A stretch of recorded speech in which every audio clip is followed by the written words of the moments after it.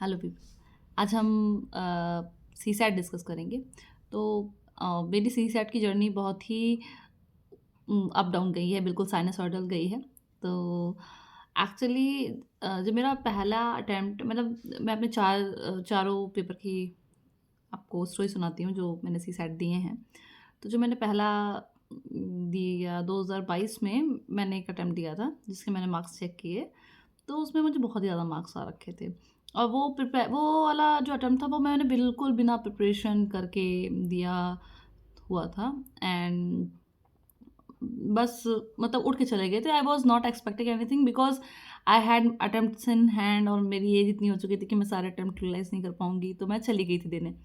And पहला paper तो qualify नहीं हुआ GS1, पर सी सैट में बहुत ज़्यादा नंबर आ रखे थे। It was like more than double. तो मैं 2020 मैं तो कही कि यार इसकी तो प्रिपरेशन की ज़रूरत ही नहीं है, मैं तो 23 में आ गई। और I work very hard on GS। ठीक है, मैंने सारा कोर्स कंप्लीट किया और जनवरी 2023 से मतलब ज़्यादा फोकस करने लगी। एंड बाय द टाइम में मतलब मैंने कोर्स वोर्स कंप्लीट कर लिया था।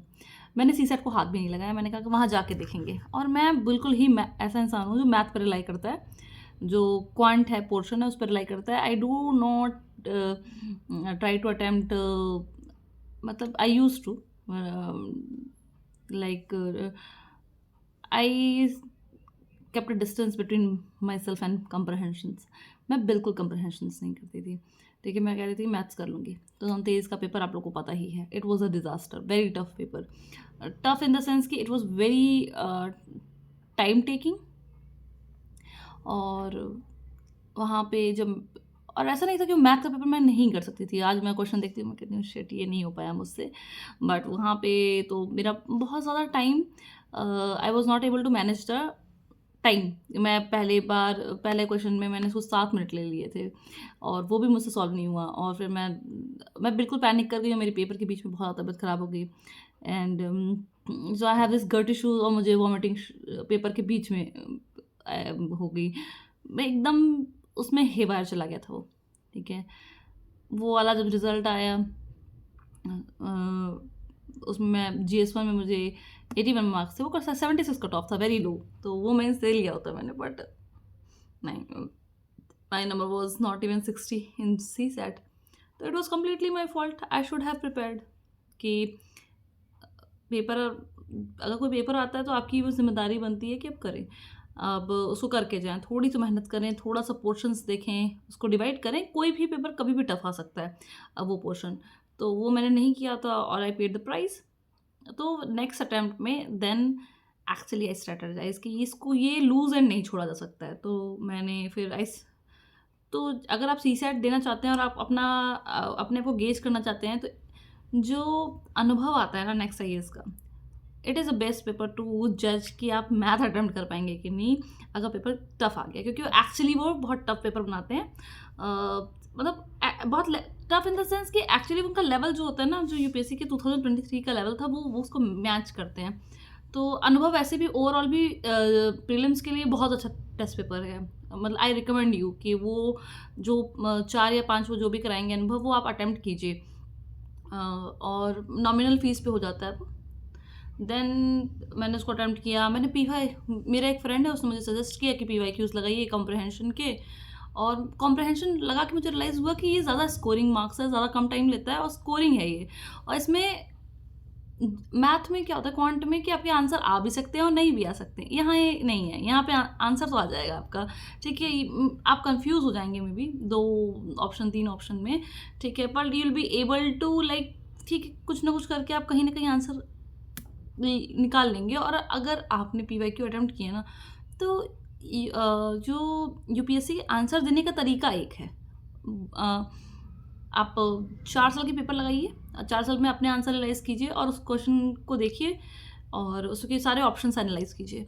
आपको रियलाइज़ होगा कि यूपीएससी किस तरफ ट्रेंड करती है, और ये बताइए इंट्यूटिवली आपके साथ हो जाएगा।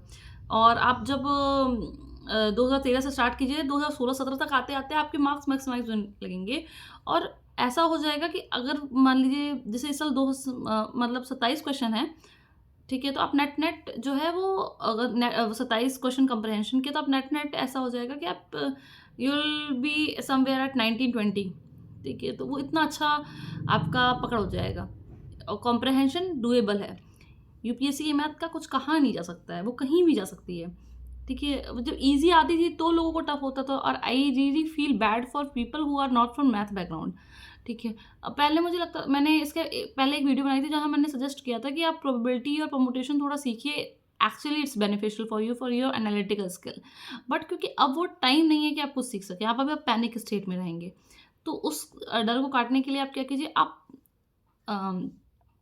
कंप्रहेंशन अटेम्प्ट करिए, और कंप्रहेंशन के साथ साथ क्या करिए कि जो उसमें कुछ तो आपको एरिया अपना बनाना पड़ेगा जहाँ पे सबसे ज़्यादा आप स्कोर कर सकते हैं। ठीक है, अगर आपके नेट 20 नहीं, मान लीजिए अगर नेट 18 मार्क्स वहाँ पे भी हो गए, तो आपको अब नेट 10 सही करने हैं।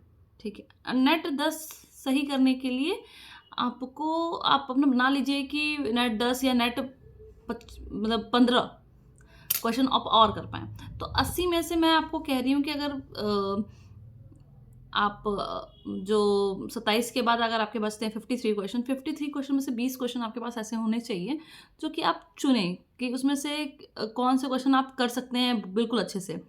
ठीक है, और उस 20 में से आपको मतलब ओवरऑल आपको नेट 10 सही करने हैं।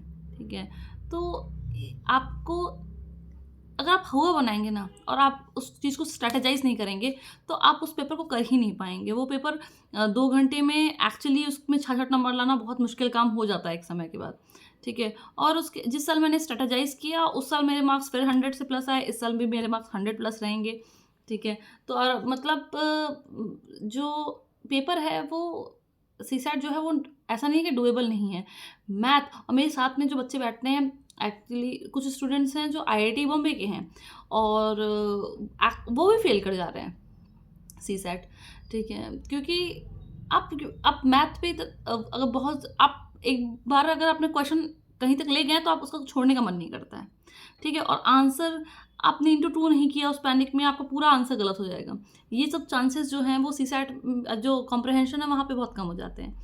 ठीक है, तो आई सजेस्ट यू कि आप पीवाईक्यू करिए और कॉम्प्रहेंशन को अपना एरेना बनाए, बजाय कि आप क्वांट को अपना एरेना बनाएं। ठीक है, क्वांट में कुछ कुछ चीज़ें आपको आनी चाहिए। ठीक है, थोड़ी मोटी चीज़ें, जैसे कि ईजी क्वेश्चंस जो आप पिक कर पाएँ। ठीक है, वो कोई भी क्वेश्चन हो सकते हैं जो आप पिक कर लें। ठीक है, पर जो comprehension का पार्ट है, that has to be done very thoroughly. Thank you.